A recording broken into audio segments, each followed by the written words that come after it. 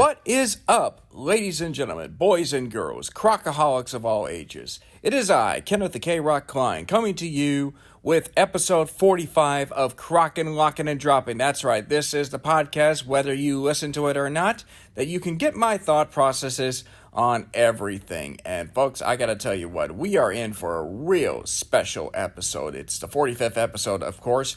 However, there is a lot that is happening in this world going on, but particularly much of the NFL has been bragging and boasting and, well, I don't want to say bragging and boasting, but they've been dragging and dusting the Dallas Cowboys, and for good reason, because the Cowboys, of course, had another loss, 34-10, and I got to tell you what, I mean, as funny as it is for me to keep, ragging on them so much, I gotta be honest. It's really got into a new funny point for that matter. So I'm gonna be talking about the Dallas Cowboys. And you know what, folks? I could normally do this in my apartment, but you know what? Hey, since the Dallas Cowboys are a circus right now, I might as well be talking about the Dallas Cowboys in a circus town right now.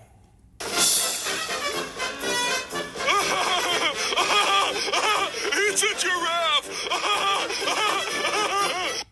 That's right, Patrick, and that's right, ladies and gentlemen. In case you are wondering, I am currently in a hotel in Dallas, Texas. Yes, I am not in the Southeast Texas area right now. I'm currently in Dallas, ragging on the Cowboys, which is something that I think is very common around here these days. But anyway, the real reason why I'm in Dallas is because our Lamar University women's basketball team is scheduled to take on SMU for a basketball game tomorrow, which strangely enough is on November 22nd, and I did not realize this until on my way up here, but it will be the 61st anniversary of the assassination of John F. Kennedy, which happened here in Dallas. And look, it's a tragic day no matter how you look at it, and obviously, but sometimes it just makes you think back, because I know that today John F. Kennedy was in Houston for a campaign trail, but then he ended up having to go to Dallas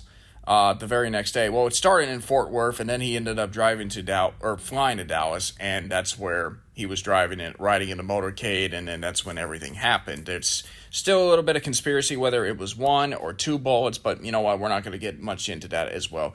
I sometimes think that if JFK had stayed in Houston for another day, he probably would have lived, and he would have ran for a second term and more than likely won the election. So that's the way I kind of look at things at the moment. But anyways, it's funny that I'm here talking about the Dallas Cowboys. So I'm going to be, talking about the circus of the Cowboys, what has really gone wrong, what my opinions of that franchise are at this stage. Well, we all know what they are, but why I think this is not a good news for a historic brand like the Dallas Cowboys, and why Jerry Jones just needs to sell the team at this stage, or just, not get himself involved, or he has just really let the Cowboys down in a way ever since he bought the team back in 1988, I think. Yeah, it was either 88 or 89 before the Cowboys' first season with Jimmy Johnson as head coach. So I'm going to be talking about that. And I'm also going to be talking about a recent trade rumor that the Houston Rockets might be interested in Giannis Antetokounmpo, which has since been rebutted by the Rockets. But I'm going to be discussing my thoughts on why that particular trade doesn't work out for Houston at this stage. So we're going to be spending some time on that. But you know what, folks? Just for good measure, we're going to come right back after you get done hearing with Patrick Starr laughing more about the circus that is known as Dallas.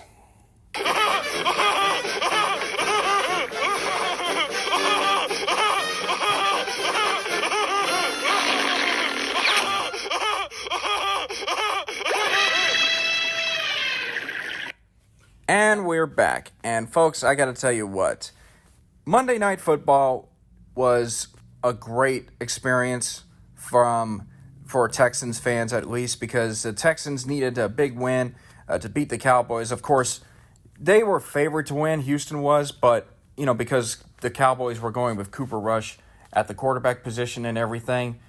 But there was still some concern because of how well they could play, because Houston has not been living up to expectations. They've lost 3 of their last 4 prior to Monday night. Offensive line had some struggles. C.J. Stroud, great quarterback, but hasn't really played like himself. People were wondering, is it a sophomore slump? Is it this and that? And then there were some questions regarding the offensive coordinator, Bobby Slowick.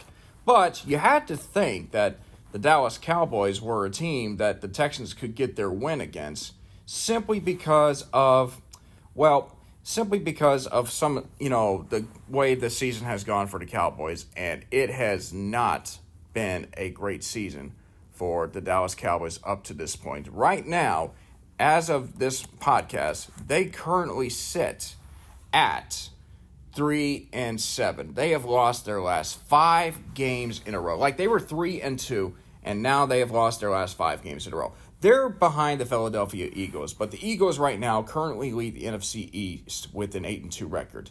But even worse, the Washington Commanders with a rookie quarterback is leading the Cowboys. Like, they're second in the division.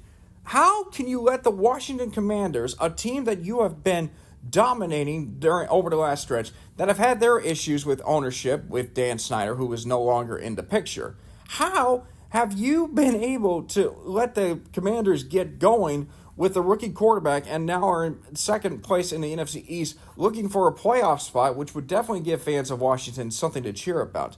And you're, on the other hand, are the biggest marketed team in all of the NFL, and yet you sit here at 3-7 with having lost 5 games in a row. But more importantly, this is a big shocker, ladies and gentlemen. This is something that I never thought I would ever see happen here. The Dallas Cowboys, in the year of 2024, to this point, have never won a playoff game. They are the only team in all the sports world that has never won an NFL game in the year of 2024. Now, fans are going to say, well, wait a minute, what about the New York Giants? Like, they haven't won a home game this season. You're right. The Giants have not won a home game this season. However, you have to remember the New York Giants played one game in the 2023 season in 2024. And the Giants, of course, ultimately got themselves a win. That was on January 7th against the Philadelphia Eagles at their home stadium. That was their first win, and to this point, it's been their only win. So it's bad enough, like, when every sports franchise in the world, like, whether you're talking about the NFL, you're talking about the NBA, the NHL, MLB, all professional sports teams in the 4 big leagues, all of them have won a game at home in the year of 2024, except for you. You are the laughing stock in all the sports world. And I tell you what, folks, that is futility at its best. And I've never in my lifetime seen a team go an entire year without winning a home game. And you think that at some point they're going to get a home win, the Dallas Cowboys, because when you look at their schedule, they got their traditional Thanksgiving Day game. They're hosting the Giants, a team also looking for the first win. And I'll tell you what, if the Cowboys lose that game, that's just a new low. That's embarrassing. But the Cowboys, of course, have the Giants on Thanksgiving Day. That might be a game that they could win.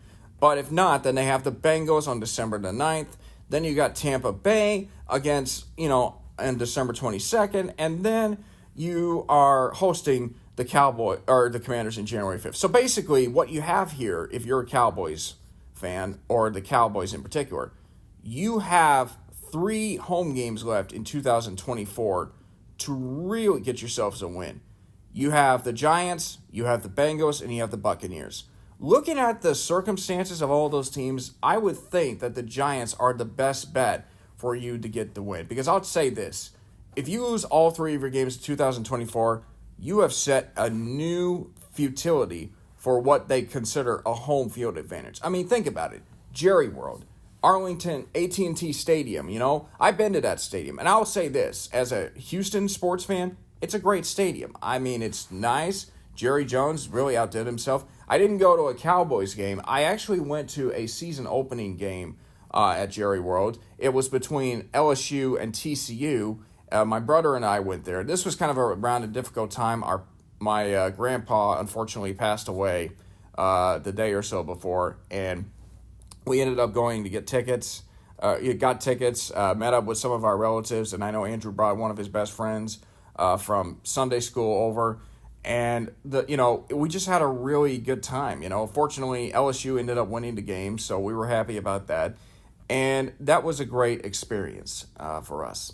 So, but this, like, the stadium's great and all that, but man, you got this great, beautiful stadium, and yet you have a team that is just not doing good at this point. Like, they haven't even won a game, and they're just so terrible. They're just so bad, and now it's gotten to the point where everybody is pointing faces. Well, obviously, there's two figures that are in serious trouble for the Dallas Cowboys.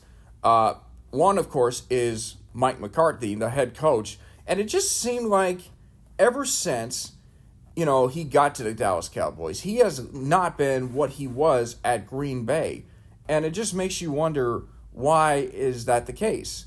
And obviously, it's just been so frustrating for Dallas, like with Mike McCarthy. Like, it just seems like every time I turn on a Dallas Cowboys highlight film, there's always a boneheaded decision that's made by the coaching staff on the field, off the field, whether it's, calling a timeout when it wasn't necessary, or the Cowboys decided to go for a fake punt early in the second quarter against the Texans, which backfired on them tremendously. But then there was another moment in the game where Dallas was trailing 20 to 10, and Brandon Aubrey converted a field goal from 64 yards. That made the score 20 to 13. However, there was a head slapping penalty from the Texans, which is something that you rarely see. It's never happened. Like, it might have happened one time before, but it never happened before. But anyway, rather than the Cowboys just declining the penalty and taking the points, Dallas decides, hey, we're just going to keep going. Like, we're going to get the first down, and we're going to keep going. We're going to try to score. And they don't even score. Like, they don't even convert the fourth down. Like, it's one of those things where in the moment you think, okay, well, we're just going to keep going, but you have to think in hindsight that the Cowboys would have been better off just keeping the score, taking the points, accepting the points, and it would have been a 20 to 13 game, which would have been a great moment for sure. It would have gotten the Cowboys back into the game, but instead, Dallas trailed by 10, and they still trailed by 10 after that drive. And of course, as we know, Houston would score 2 second-half touchdowns. Yay! Finally! To put the game out of reach. So, but as of right now, the Dallas Cowboys are a mess. Like, they're a joke. Like, they are what the Texans, what the Jets, what the Cleveland Browns, have been. I mean, look, the Cowboys have been criticized over the last few years because of, Jerry Jones and everything. But the fact is, this is a marketed team, and this is something that is not expected to happen. That's like if the New York Yankees were to go 50 and 112 for the next season. That's not going to happen because the Yankees are great, but that would be a stunning season for the New York Yankees. Now, from Dallas's perspective, we get it. The Dak Prescott injury was a factor as well. But to be fair, Dak Prescott wasn't really playing his best football. Like, you can't say that Dak Prescott, before his injury, was the best quarterback in the NFL, or a top 5 quarterback in the NFL. And that's just what's the unfortunate part. It's like the Cowboys lose Dak Prescott. They don't have anybody to go to. Like, okay, you have Trey Lance, but he hasn't had much experience. Cooper Rush is your quarterback. And Rush, I'll give him this. He did have over 300 yards against the Texans, but, man, he just hasn't been, playing like the way he wanted to. One interception and everything. And it's just been so terrible for the Cowboys because right now they're 3-7, and there's really no way that they can turn this thing around and make the playoffs. You would have to win out just to have a legitimate chance of making the playoffs. And it's even worse now because according to the odds makers, the Cowboys are actually double-digit underdogs to the Washington Commanders for the first time in 24 years. I mean, that is crazy. And, the fact that Dallas was a double-digit underdog, or is a double-digit underdog to Washington, is just totally insane. So, here's the thing. I talked about how Mike McCarthy is one of the factors why the Dallas Cowboys, are struggling. And let's be real. Like, he should be fired after this season. If he hasn't been fired already, he should be fired now. But one of the reasons why the Dallas Cowboys are struggling is because they let Dan Quinn, who is now the head coach of Washington, and look at what he's doing now. It's just tremendous. But here's the thing. Jerry Jones is the sole reason why the Dallas Cowboys are struggling. And, I mean, there's really nothing more you need to say. The guy comes in, like, he buys the team in 1988, promises to make America's team again. And sure enough, the Cowboys, of course, win 3 Super Bowls in 4 years. A tremendous achievement for them. But things started to kind of go wrong with the Cowboys when Jimmy Johnson was pretty much fired, in a sense, or let go, or basically stepped down as head coach. I mean, you can say what you will. But because, Jimmy Johnson and Jerry Jones, they were teammates at the University of Arkansas. Jerry calls up Jimmy, who was then the head coach at the University of Miami and had tremendous success down there. He says, hey, you come to Dallas.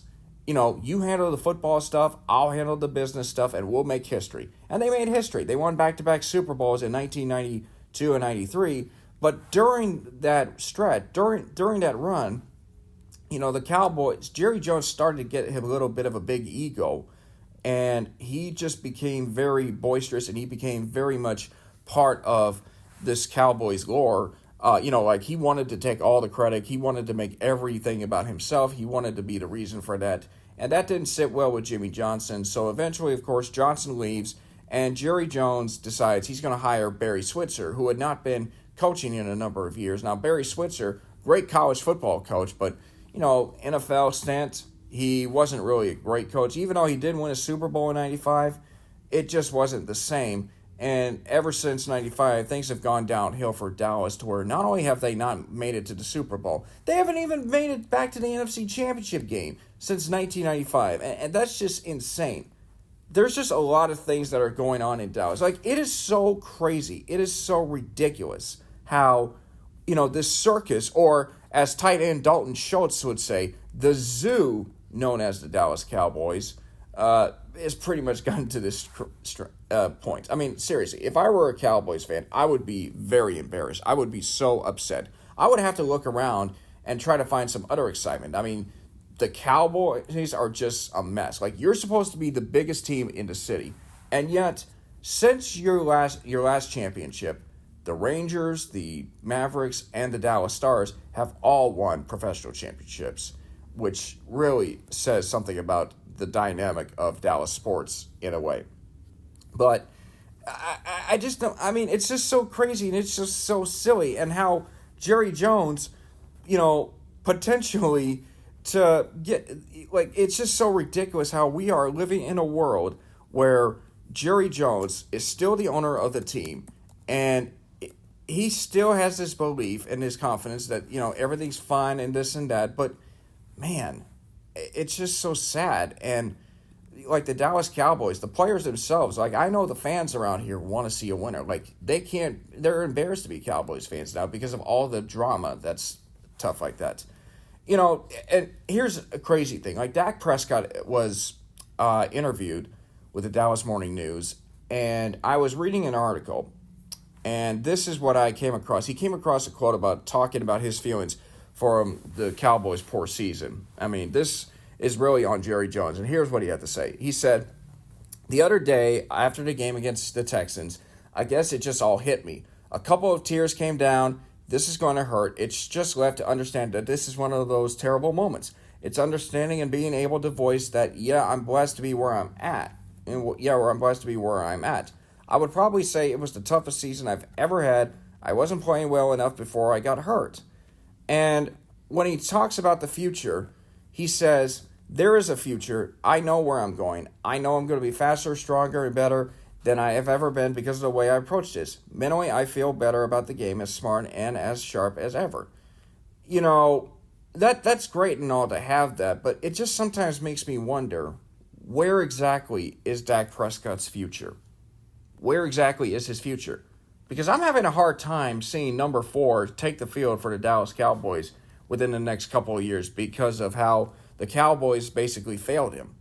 They pretty much failed him. And look, Prescott, he's had his moments where he hasn't been a very strong, strong player or hasn't been the best quarterback. But man, it's really sad. It's really shocking in a way because of Jerry Jones, and that's just. I mean, I really feel bad for Dak Prescott. I know it's hard to talk about it since I'm not a fan of the Cowboys, but I feel like Dak Prescott's career in Dallas has been wasted. Here's a guy that won Rookie of the Year in 2016, and this is supposed to be the guy that is expected to, lead the Cowboys, bring them back to greater prominence, and it has not quite lived up the hard way, and that's just really the unfortunate thing.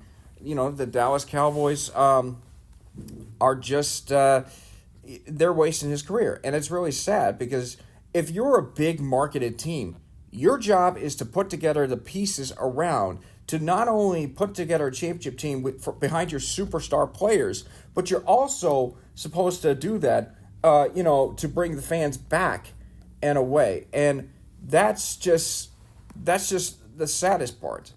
And I feel like the Cowboys are not deserving to be America's team. And again, hard to really discuss this in a way, but I just think the Dallas Cowboys should not be America's team based on what's been going on lately. Like right now, the freaking Detroit Lions are America's team. They're the best team in the NFL, 10-1. You can't deny that. And it's just crazy how the Dallas Cowboys, once the big prima donnas have suddenly come down to the point where they could potentially be the Detroit Lions of years past, unless something gives, something changes. And right now, it seems like the Dallas Cowboys have some big decisions to make as the rest of the season plays out. They're obviously going to be heading towards making a positive draft. They're probably going to be firing Mike McCarthy. Now the question is, who's going to be their next head coach? And one person that has been brought up is Deion Sanders, the current head coach from the University of Colorado. And make no mistake, I said Colorado prior to the start of college football season, how Colorado was under a lot of pressure because after the season they had. And Colorado, to their credit, they have really turned things up a notch. They're currently 8-2, one of the best teams in all of college football. And yeah, I mean, Colorado's definitely gotten themselves in position to make the college football playoff. However, there was a report that Deion Sanders could potentially be the next guy to be the Dallas Cowboys. And look, prime time is going to be prime time, no matter how you look at it. And there's just, Deion Sanders is someone that is wanting to help out the kids. Now, I don't know if Deion Sanders is willing and able to accept the position. Now, he's played with the Cowboys. Don't get me wrong. Deion Sanders knows the Cowboys. But right now, I would have a hard time thinking that Deion Sanders would be as successful of a head coach as he is with the Colorado Buffaloes. And again, it's so crazy, like, to even think that a college football coach could take over this team. Like, okay, the last time a college football coach or someone that coached in college that made it to the NFL that took on the Dallas Cowboys was Barry Switzer, unless I'm missing out on a lot of coaches. The Cowboys had a bunch of college coaches in Inventor. But Barry Switzer was like the last college head coach. And look, Barry won a Super Bowl, but he was inheriting a team that had already been built up by Jimmy Johnson to the level where it was. And so Barry Switzer was not Jimmy Johnson. Why would you think that Deion Sanders could take on this Cowboys team and turn them around when they clearly have not been the best at anything? I mean, you got the Cowboys are not only getting beat at home, they're getting destroyed at home by over double digits. You got players, even some players that are making music videos even after the games they lost. Like, are you kidding me? You're a losing franchise, and all you care about is that stupid music video that you're supposed to do after the game in which you got your you-know-what's handed to you. I mean, for real. It's embarrassing. It's just absolutely ridiculous. And this is why I feel like it's not a good look for Jerry Jones to have Deion Sanders. Like, Deion Sanders, I know you love the Cowboys and everything, or at least you have some friends with the Cowboys and all of that. I mean, yeah, you have Michael Irvin saying, oh, I think it's possible. Like, my sources are telling me that Deion Sanders might be interested in the Dallas Cowboys coaching job. I just don't think it's going to work out if Deion Sanders were to be named the head coach of the Dallas Cowboys should Mike McCarthy get fired. It's just insane. I would love to see that because if they continue to lose, man, that would be so bad. So, yeah, there's definitely going to be a lot of things that are going to happen for Dallas, but at this point, an opportunity for Houston to take over as the best team in Texas. Hey, they already won the state championship this year. They might as well try to get themselves continuing on to potentially putting themselves in a position to win a Super Bowl, which would really be huge. Now, it wouldn't necessarily change the landscape out of the NFL in the state of Texas. However, it would show that if Texas win would say, hey, there's two teams in Texas now. One might have won 5, but it's nice to know that little brother has something for once. Although I would say if Houston was the little brother to Dallas, it's actually taller in the city of Dallas because I think Houston's been around a little while longer than Dallas from a city perspective, not from an NFL franchise perspective. Like both franchises, Houston had a team in 1960, the same year that Dallas did, and yeah, it's been kind of a one-way street ever since then. But hopefully Houston can, in some ways, take over for a little while and go from there. So we'll wait and see on that. But man, this is bad for Dallas. It's so bad that even the roof of that stadium came down, and that is just that's just totally unfortunate, and it's just sad. So, but wow, I mean, the Dallas Cowboys and like the New York Yankees, two big marketed franchises that both have underperformed and are just being mocked at to this stage. Although, to be fair, the Yankees did make the World Series. I don't see the Cowboys making the Super Bowl at this point. So we'll wait and see for that as well. But anyways, that's probably going to do it from my time talking about the Dallas Cowboys. We're going to go flipping over to something I'm a little more comfortable talking about. That's the Houston Texans, or not the Houston Texans, although I do want to talk about the Texans eventually at some point. I'm going to be talking about the Houston Rockets and a trade rumor that was brought to everyone's attention, something that the Rockets have rebutted since then, and why I think it's not a good idea. So stay tuned, folks. We'll be right back.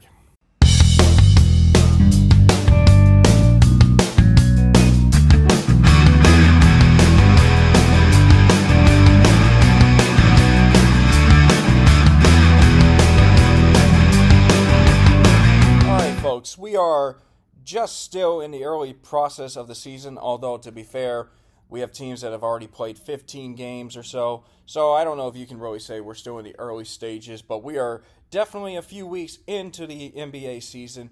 And the last episode I talked about in the NBA was the story of the Cleveland Browns, who were off to a historic start. They were 15-0. They did lose to Boston, so unfortunately they can only tie for second best mark with the Houston Rockets and the Washington Capitals. So a great start for Cleveland. We'll see how their rest of the season pans out. And speaking of the Houston Rockets, they have been one of the biggest surprises in the NBA this season. Up to this point, you look at the NBA standings, they are currently sitting at 11-5. They had a 5-game winning streak at one point during the start.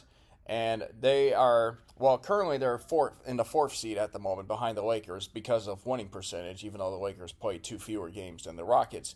But the Rockets did have a 5-game winning streak. They lost that in somewhat controversial fashion to the Milwaukee Bucks when Giannis Antetokounmpo did step out of bounds according to the replay, but the referees missed it, and that led to Damian Lillard hitting a game-winning shot to beat the Rockets. But Houston rebounded with a convincing win over Indiana. So as it stands right now, the Rockets are off to a very good start. They're currently the 4th seed in the NBA. And, well, you can honestly say that at this point, if the way the Rockets are playing, they look more than just a play-in team. I think you could say that the Rockets are a playoff team. Now, again, there's a lot that has to happen for Houston because obviously they look at the schedule. Some of their games have been pretty easy to this point. I mean, you're playing against teams like the Rockets, the Pacers, the Pistons. Really they only had one. Like rightly, the couple of bad losses was against the Thunder. Then you had that close, hard-fought overtime loss to the Golden State Warriors. I almost said Oklahoma City Thunder again. But then they beat out the Mavericks in a game as well. Next up for the Rockets will be a couple of games against the Portland Trailblazers. One of them will be in the NBA Cup, which is still in the group stage, while the other will be just a regular season game. So, should be real interesting to see how the Rockets fare over the next couple of weeks, because you're looking at the next couple of games. I mean, there's definitely going to be some challenges in there for sure. You got Philadelphia. Well, Philadelphia's not off to a great start, but you have Oklahoma City to start December. Then you got the Kings, a perennial playoff team, and then Golden State, of course, the best team in the Western Conference. So, yeah, the Rockets are going to be tested very early on. Now, there was a rumor that had been talked about going on that the Houston Rockets were interested in a trade to acquire Giannis Antetokounmpo. It hasn't been suggested that the Rockets had made a trade proposal to the Milwaukee Bucks yet, but you can honestly say that there's been a lot of talk going on with the Rockets, how they're interested in getting Giannis Antetokounmpo. I mean, if you think about it, the Rockets, they have a big man in Steven Adams, but Adams isn't really the kind of big man that dominates the paint as well. Their best big man is Alperen Sengun, who has been on a triple-double scoring spree lately. But, Sengun, I mean, don't get me wrong. I like the guy. He is an outstanding player, a tremendous passer, can shoot the ball, he can, rebound. But, you can't really honestly say that he could be as explosive of a big man as, let's say, a guy like Dwight Howard was, or, Giannis or Nikola Jokic. Like, I know people have compared Alperen Sengun to Nikola Jokic or called him the baby Joker, but, there's still ways to go for Alperen Sengun to take shape. And so what this means is that the Rockets were linked to a trade rumor with acquiring Giannis Antetokounmpo. Now, things in Milwaukee have not been great for Giannis, who's still playing, but the Bucks right now are 6-9, which is currently in the 11th seed of the playoffs, so they would miss the play-in tournament if the play-in started as of now. Anytime you have Doc Rivers as a head coach, there's a chance that you're going to miss the tournament. So it still boggles my mind how Milwaukee decided to get rid of their previous coach, who had him in a winning record, and then turn it over to Rivers, who has been notoriously known for choking in big-time situations as a head coach. And I'll say this about Doc Rivers. Again, I just don't think he should have been on the 10 head coaches list when they did the NBA's 75th anniversary team. He was on that list. I just don't think he should be on there because of his notorious known for choking. I think there are other coaches that are probably more deserving of that, but I guess based on popularity and recent talks, maybe they just didn't think that Doc Rivers was the coach that he has turned into now. So I just don't see how that's a possibility, that it should not have happened for him to be in that situation, or to be the coach, one of the coaches in the game. So going back to the trade proposal, because this is not the first time that the Houston Rockets have been linked to a major superstar. There was a point sometime last season where Houston was interested in acquiring either Kevin Durant or Devin Booker from the Phoenix Suns, and those two have been really, they're still in some ways linked to this trade. And I think back to the potential for a trade, and I feel like the issue here with Kevin Durant, you just don't know how long he can maintain his poise in his prime. And as of now, he has not been on the court. And then with Devin Booker, more of the same thing. He still has potential to be a go-to player. But the Rockets already have a go-to guy that they feel confident in Jalen Green.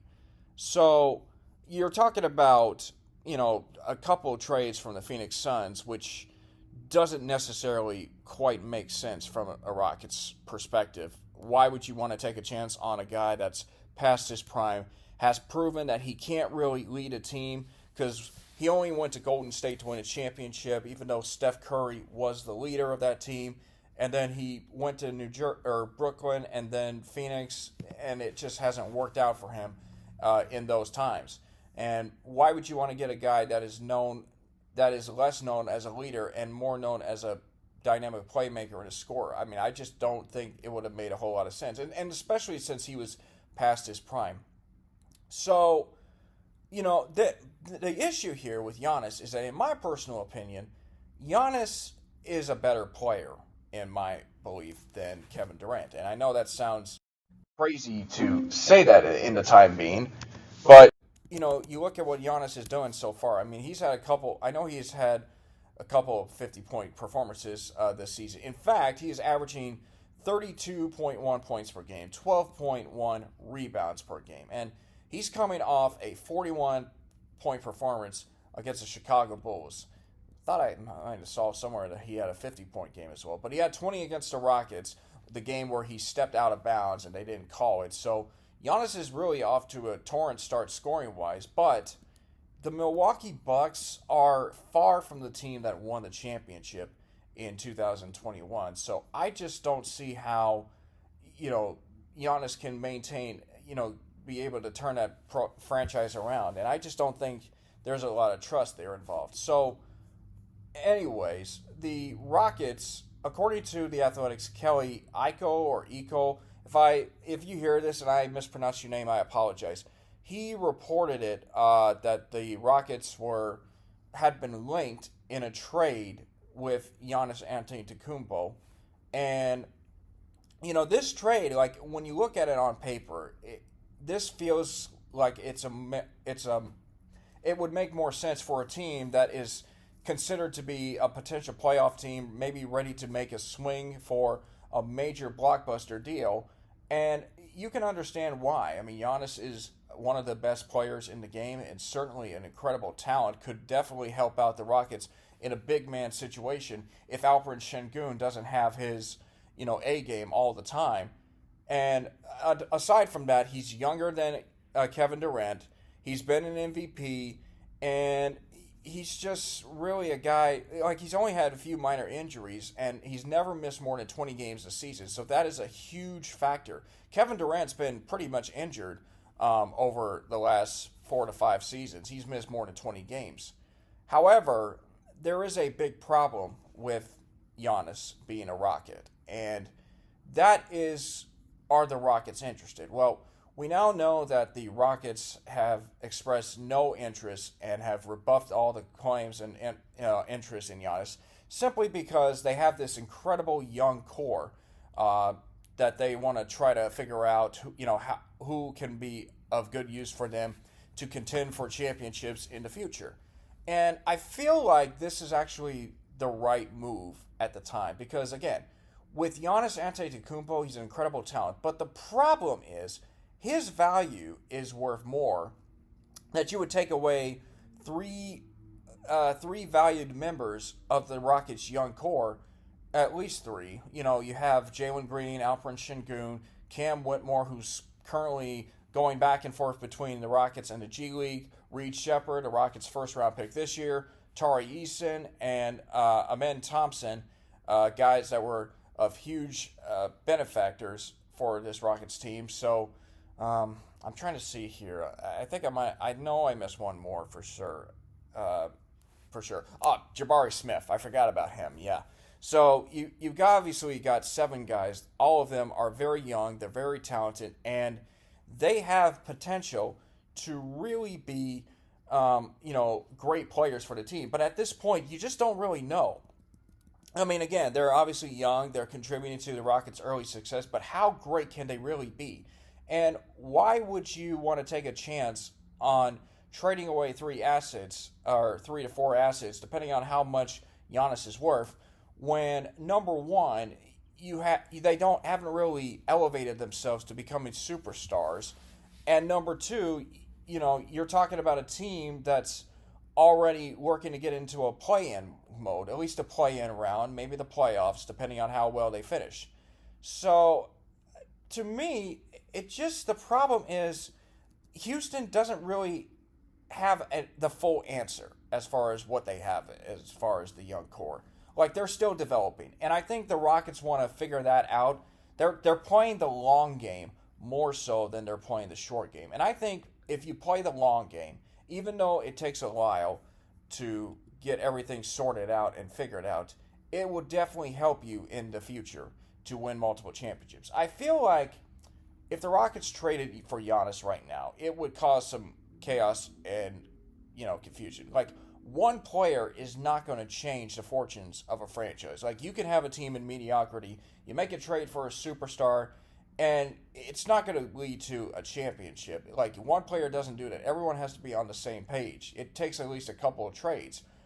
So I feel like with Giannis being on the Rockets, the best I see the Rockets can get into would be the Western Conference semifinals, which is kind of the ceiling that I see for this Houston Rockets team in this year. I don't see them winning a championship, but I do see them maybe making a run to the semifinals or sneaking into the conference finals, but that's pretty much all I can see them, because when you have your Golden States, your Dallases, Denver's still a big threat, and then you look at Oklahoma City, who is obviously off to a tremendous start. That's a team that I think might have the capability of winning their first championship since they moved to Oklahoma City. Keep in mind they already have one from Seattle, but I think when Seattle gets a team, the rights of that championship will go back to them.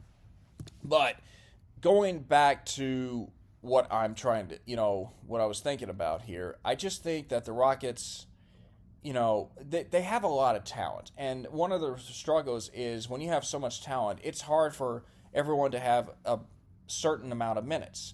And it's not a bad problem. It's a good problem to have. It's just one of those that the Rockets will definitely need to figure out ways to get themselves, to find the right pieces. Because right now, Cam Whitmore, who has been bouncing around between the Rockets and the G League's Rio Grande Valley Vipers, and is doing really well, he can't seem to find consistent minutes on the court with this Rockets team. And that is a bit of a concern. Same thing with Reed Sheppard. And Sheppard's case is different. Yes, he's a rookie, but he is kind of sitting on a bench because the Rockets already have Fred VanVleet. Now, the reason why you had Fred VanVleet and Dylan Brooks on the team is because they're only there for veteran leadership to help the Rockets develop into a team that could potentially contend for an NBA title. And, obviously, I don't know if that's going to be with them involved, but certainly they are of good usage and good assets to have around as a team for great defense, great physical play, and everything. I just think with the Rockets situation, they got so much questions that they need to answer. Not bad questions, but just what necessarily works for them. I feel like adding Giannis Antetokounmpo, even though the offer or the idea, the prospect is tempting, is not really the wisest idea at the moment. Now, I believe if this were next year or 2 years from now, and the Rockets were more title contender ready, then yeah, I would definitely see Giannis being on that Rockets team. But the thing is, though, the Rockets have been linked with so many trade requests. I think the NBA and everyone that follows basketball and watches it very closely, I think that the Rockets know, like everybody knows that the Rockets are a team to watch out for in the future. And I think they're trying so hard to give the Rockets an idea that, hey, if you want to take the next step to win a championship, you got to go after a superstar player because you need a superstar player. And they're right. You need someone that's of a big impact, someone that can help get you to the top. But the problem, though, is now is not the right time. I think if you make a trade and it doesn't work out, you're setting yourself further back than you probably should. So ultimately, I think General Manager Rafael Stone knows exactly what he's doing. It may not be, it's a hard pass for me, and I certainly would want to have a guy that is of tremendous impact, but maybe the Rockets have a bunch of guys that can be a tremendous impact, the superstars. I'm not saying every one of them is going to be on par with Steph Curry, Nikola Jokic, Luka Doncic, or maybe like Giannis for that matter. I'm not saying any of those guys are going to be like them. Certainly not LeBron James or Dwayne Wade, guys that come off the top of my head. I just think that this is a Rockets team that you got to figure out what works for you and what doesn't work for you. And by the time you're ready to, be a title contender, that's when you have somebody. That's when you have an idea of who are the players that you're going to rally around and who is a guy that you're going to want on the team. So ultimately, it's a hard pass for me. And I like Giannis. I think he's a tremendous talent. Certainly hate that the Bucks are going down the drain or downhill. And yeah, I mean, I don't know what else to tell you there. I think this is definitely something that the Rockets will definitely need to consider in the future. But as of right now, they shouldn't worry about that. They should be more focused about developing their players. Because again, the Rockets are in the 4th seed in the Western Conference as of this podcast. And yeah, I mean, they're only down to the Warriors and to the Thunder. And the Lakers, of course, are starting to win some games. They've won their last 6. But I just think that it's just too much of a stretch for Houston to pull a trigger on a trade as of this moment. But we'll see what happens down the line. We'll see how the Rockets fare as the rest of the season goes on. So that is going to do it for this edition of Krocking, Locking, and Dropping. Again, if you wanted to hear my NFL picks, please listen to my last episode. I give my predictions on that, so I'm not going to do it again, so that way I don't want to have to change my mind and cause a little more chaos here. But folks, thank you very much for listening in to this edition of Krocking, Locking, and Dropping with the K-Rock. I hope you guys understand where I'm coming from. Maybe you still have some questions for me. Don't be afraid to comment on my YouTube channel. It's KWCLAND91. And then also, you can listen to it on Spotify and Podbean. So that is going to do it for this edition. I will see you guys next time on another episode of Krocking, Locking, and Dropping with the K-Rock.